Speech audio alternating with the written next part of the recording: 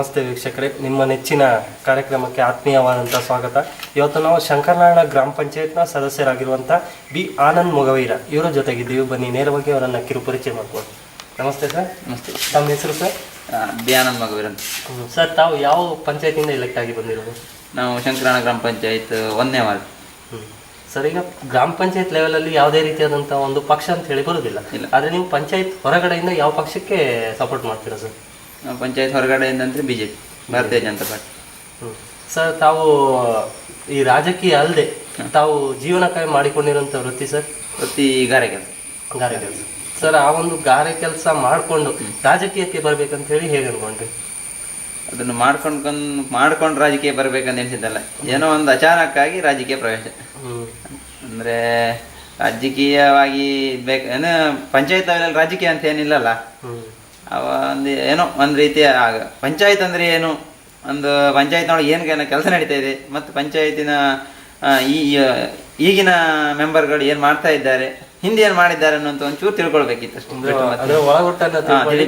ಹೌದೌದು. ಸರ್, ನೀವು ರಾಜಕೀಯಕ್ಕೆ ಕರೆತಂದಂಥ ವ್ಯಕ್ತಿ ಯಾರಾದರೂ ಇದ್ರ, ಅಂದರೆ ಗಾಡ್ ಫಾದರ್, ಗುರು ಅಂತ ಹೇಳಿ ಯಾರಾದರೂ ನಿಮಗೆ ಇದ್ರ?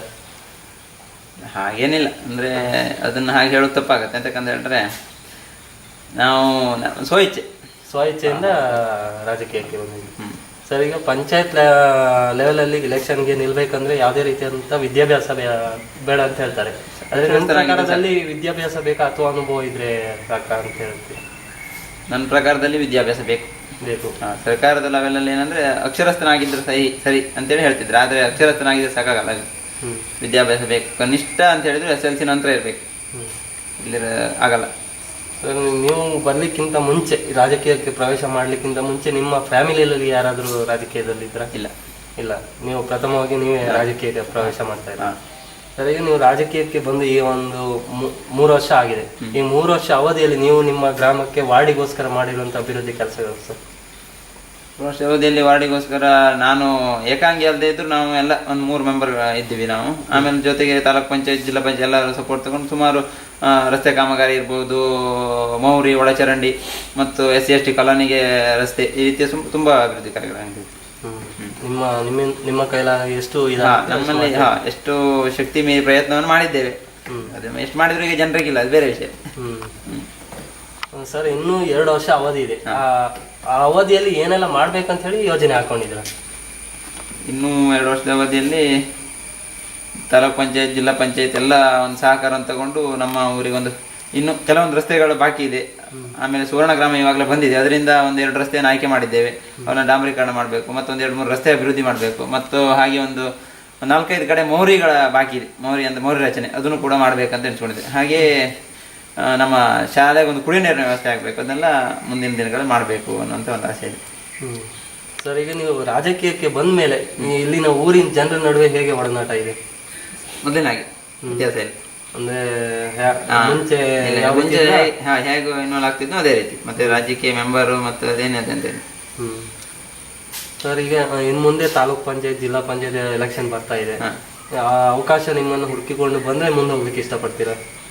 ಕಷ್ಟ, ಸಮಯ ನೋಡ್ಬೇಕು.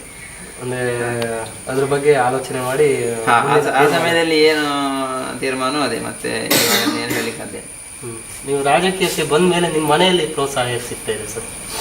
ರಾಜ್ಯಕ್ಕೆ ಬಂದ ಮೇಲೆ ಇರಲಿ, ಹಿಂದೂ ಕೂಡ ಈ ರೀತಿ ವ್ಯವಹಾರಕ್ಕೆ ಅವ್ರು ಪ್ರೋತ್ಸಾಹ ಇಲ್ಲ. ಏನಿದ್ರು ನೇರವಾಗಿರೋ ವ್ಯವಹಾರ ಮಾತ್ರ.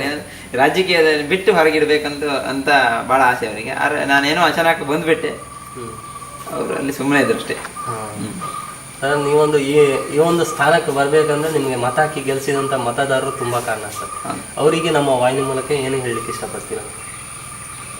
ನಿಮ್ಮ ವಾಹಿನಿ ಮೂಲಕ ಏನು ಹೇಳಿದ್ರೆ, ಅವ್ರು ನನ್ನ ಗೆಲ್ಲಿಸಿದ್ದಾರೆ. ಅವರು ಗೆಲ್ಲಿಸಿ ಕೊಟ್ಟದಕ್ಕಾಗಿ ನನ್ನ ಶಕ್ತಿ ಮೀರಿ ಪ್ರಯತ್ನ ಮಾಡಿದ್ದೇನೆ ಅನ್ನುವಂಥ ಇದಿದೆ, ಒಂದು ಮನಸ್ಸಿದೆ.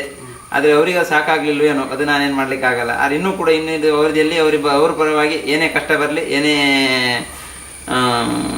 ತೊಂದರೆ ಆದರೂ ಕೂಡ ಅವರ ಎಲ್ಲ ಇದಕ್ಕೂ ನಾನು ಭಾಗಿಯಾಗ್ತೇನೆ, ವಿಶ್ವಾಸ ಇದೆ ಅದಷ್ಟೇ. ಮತ್ತೆ ಅವರಿಗೆಲ್ಲ ಒಂದು ಶುಭಾಶಯ ಹೇಳ್ತೀನಿ ಅಷ್ಟೇ, ನಾನು ಗೆಲ್ಲಿಸಿ ಆರಿಸಿದ್ದಕ್ಕಾಗಿ. ಹಾಗೆ ಆಗಲಿ ಸರ್, ನಿಮ್ಮ ರಾಜಕೀಯ ಜೀವನ ಇದೇ ರೀತಿ ಮುಂದುವರಿಲಿ. ಹಾಗೆ ನಿಮ್ಮಿಂದ ಈ ಊರಿನ ಜನರಿಗೆ ಇನ್ನೂ ಹೆಚ್ಚು ಕೆಲಸ ಕಾರ್ಯಗಳು ಬೆಳಕಿಗೆ ಬರಲಿ. ಹಾಗೆ ನಮ್ಮೊಂದಿಗೆ ಕುಳಿತುಕೊಂಡು ಇಷ್ಟು ಸಮಯ ತಮ್ಮ ಅನಿಸಿಕೆಯನ್ನು ಹಂಚಿಕೊಂಡಿದ್ದಕ್ಕಾಗಿ ಧನ್ಯವಾದಗಳು. ಧನ್ಯವಾದ.